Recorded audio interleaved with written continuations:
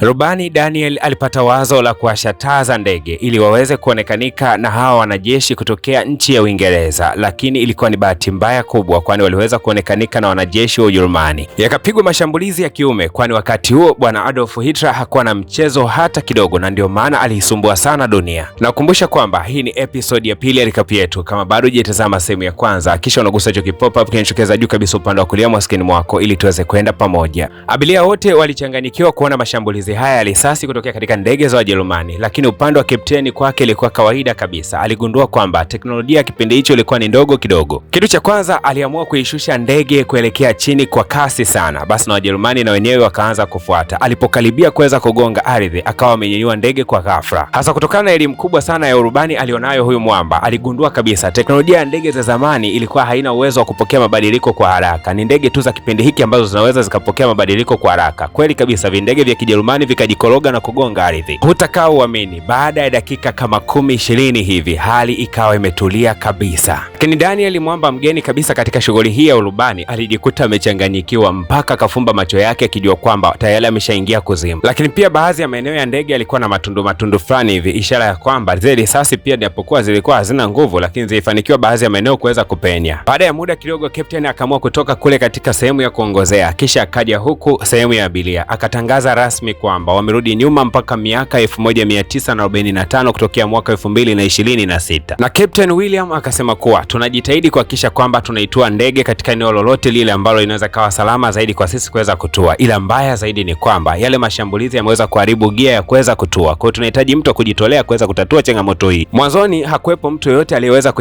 kujitolea katika kusaidia kuweza kutatua changamoto hiyo, lakini mwisho wa siku Teresa, bidada mmoja hivi na Hector wakaweza kujitolea kwenda kusaidia changamoto hiyo. Basi wakafunguliwa katika ndege na moja kwa moja wakashuka katika eneo hilo la operation. Na hapa bidada Teresa, kwa sababu ni engineer, aliweza kugundua changamoto ilikopo upande upi na akaanza kuihangaikia. Lakini hata baada ya kutatua changamoto hiyo, bado kuna changamoto nyingine tena waliweza kuiona. Katika eneo ambalo kuna tairi la kuweza kutulia ardhini, basi kuna kitu kilikuwa kimenasa kama risasi, kitu ambacho kitasumbua kwa hiyo tairi kuweza kujikunjua na kuweza kutua. Alitakiwa mtu jasiri sana na mwenye roho ngumu kujiamini kushuka mpaka katika lile eneo na kwenda kuitoa ile risasi ili angalau ndege itakapokuwa inapachua matairi iweze kutua salama. Na hakuwepo mtu mwingine wa kujiamini kiasi hicho zaidi ya Captain William. Lakini mwamba Hector akamzuia Captain na kusema kwamba wewe ni mtu wa muhimu zaidi ambaye utahangaikia swala la ndege kuweza kutua. Mimi kama Hector niko tayari kushuka chini kwenda kuipachua hiyo risasi. Kijana damu inachemka akashuka moja kwa moja mpaka pale katika eneo la tairi, kisha akatumia nyundo kuweza kuipachua ile risasi, na dakika chache mbele Captain William akawa ameshuka moja kwa moja kwenda kupaleti ndege. Captain William akamrudia tena yule mwamba anayefahamika kama Naija na akamwambia kwamba ndege yetu ina dakika 8 tu za kuendelea kukaa angani, mafuta yatakuwa yameweza kuisha, na ikifika hatua hiyo basi tutashindwa popote pa kuweza kutulia, tutatua mradi tu tumeweza kutua, tunahitaji uongozi wenu. Lakini kadri wanavyosogelea uso wa dunia ndivyo ambavyo ndege za Kijerumani zinawavizia kwa nyuma na kuanza kufanya mashambulizi. Awamu hii shambulizi moja liliweza kulipukia jirani kabisa na madirisha ya abiria mpaka madirisha yalipasuka. Captain William akaanza kutumia triki mbalimbali walizojifunza katika masomo ya urubani, namna gani ya kuweza kukwepa mashambulizi ama kuzisababishia ndege za majirani wao hatari. Mwisho wa siku katika kukunja huku na kule akasababisha ndege za Kijerumani kuanza kugongana zenyewe kwa zenyewe. Lakini Daniel akatoa wazo jingine kwamba hivi kama tukienda kutua ikiwa tunafuatiliwa na ndege za Kijerumani, sisi tutakuwa tunajipeleka kwenye kifo sisi wenyewe tu. Lakini mtaalamu wa historia akasema kwamba wazidi kumsihi huyu mwamba anayefahamika kama Naija, huenda atatoa sehemu ipi ambayo ni salama kwa wakati huu kwa wao kuweza kutua, lakini nje ya hapo hawezi kuelewa ni wapi wanatakiwa kutua. Naija alishangaa sana kuona kwamba watu hawa mpaka dakika hii wako hai katika anga hilo. Akasema kuwa ina maana ndege za Kijerumani zimeweza kuacha salama, lakini wakasema kwamba bado tuko salama. Akasema sawa, ngoja basi niwape msaada namna gani mnaweza mkatua sehemu salama. Lakini kwa kuwa huyu mwamba Naija hawezi kuona wala hawezi kugundua direction yao, akasema kwamba kama mngekuwa na vitu ambavyo vingeweza kutoa ishara tuweze kugundua ni wapi ambapo nyie mupo, ingekuwa rahisi kwa sisi kuweza kuwatolea msaada na pia kuwapatia maelekezo ni wapi mnatakiwa mshukie kwa wakati huu. Kwa hiyo akaanza kujifikiria ni kitu gani wafanye hasa. Hao wahudumu wa ndege wakapata wazo, wakataka kuchukua baadhi ya mizigo ya abiria kuweza kuitupa chini.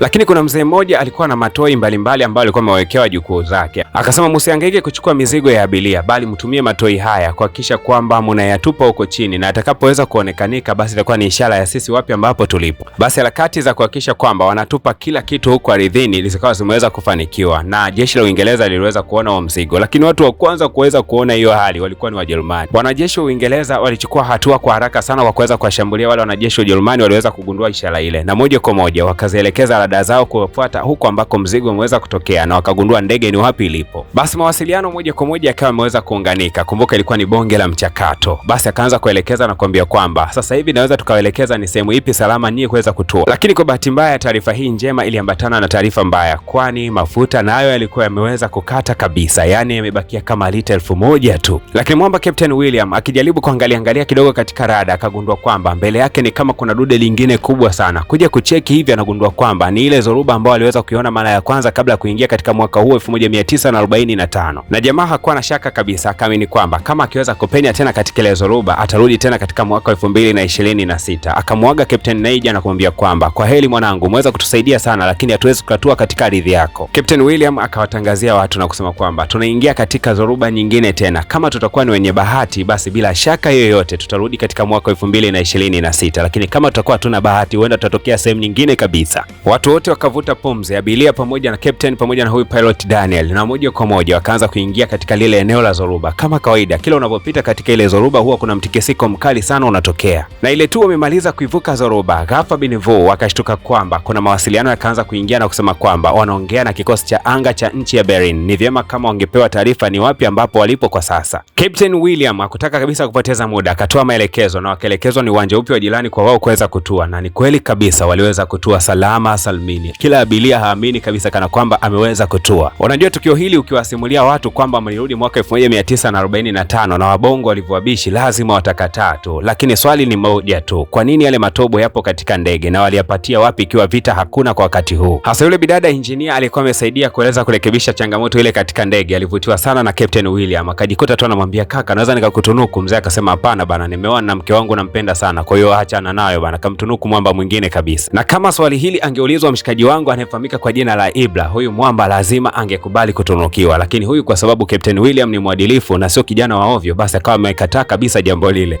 Bwana, mpaka kufikia hapo tunakuwa tumefikia ukomo wa tamthilia yetu nzuri sana ambayo ilikuwa inahusu kupotea kwa ndege ambayo ilirudi katika miaka ya zamani sana na kuweza kuwakomboa abiria lake wote na wakarudi salama tena katika miaka ya sasa. Bwana, sasa baada ya kutazama movie kadhaa za mission, tumeweza kuishuhudia movie ya kwanza ambayo ilikuwa inahusu akina dada waliweza kunasa katika mnara mrefu sana. Ya pili tukaenda kuitazama Nyambizi ya Miujiza ambayo ilienda kutafuta madini katika eneo fulani hivi la Bahari Nyeusi. Na ya tatu ndio hii ambayo tumetoka kuitazama ambayo inahusu ndege ambayo ilipotelea miaka ya zamani na kurudi katika miaka hii ya sasa. Bwana, sasa nawarejesha katika uwanja wa nyumbani katika tamthilia kali sana ya Kikolea. Hii tamthilia ni love story lakini ina kisa cha ajabu sana ambacho ndani yake kina science. Bidada mmoja mrembo sana anayefahamika kwa jina la Sojin. Huyu bidada alikuwa kila akiingia kwenye mahusiano anajikuta tu hayo mahusiano yake yadumu, lazima achane na mtu wake. Kadri anavyozidi kuingia na ndivyo ambavyo anaachana na wapenzi wake karibia wote, mpaka dakika yuko kwenye mahusiano ya 10. Bidada akawa amechoka, umri unaenda, kila akipita mitaani anasikia ile nyimbo inayoimba umezeeka tafuta mume. Kila wakati anasikia hizo nyimbo anajikuta tu mpaka moyo wake unaanza kusisimka, umri unakimbia. Lakini kitu pekee ambacho kinisababisha nimpende huyu bidada, hata siku moja hajawahi kuona kana kwamba amechelewa, japokuwa mambo haya alikuwa kimchanganya, ila akaanza kufanya tafiti juu ya masuala ya upendo. Je, inawezekana kutumia science kuweza kugundua mtu sahihi wa maisha yako? Basi bana, mwisho wa siku bidada alikuja kugundua kwamba kuna mbinu sahihi kabisa ya kisayansi ambayo ukiweza kumgundua mtu sahihi wa maisha yako unaweza ukadate naye mara moja huyo tu na hamji kuachana milele. Hii series kina dada ambao hamdumu kabisa katika mahusiano na niyo kina kaka, basi ni ya kwenu kabisa, usipange kuikosa. Kubwa zaidi ambao mimi zawadi ningependa unipatie, hakikisha tu kwamba umegusa alama ya kusubscribe. Hapo katika channel yangu kuna channel mbili zimeweza kuungana, gusa zote hizo alama ya kusubscribe. Alafu tukifikisha like 100 tu katika video hii, basi moja kwa moja na kwenda kuliachilia dude mwanzo mpaka mwisho. Mzigo utakupa na vipande 10.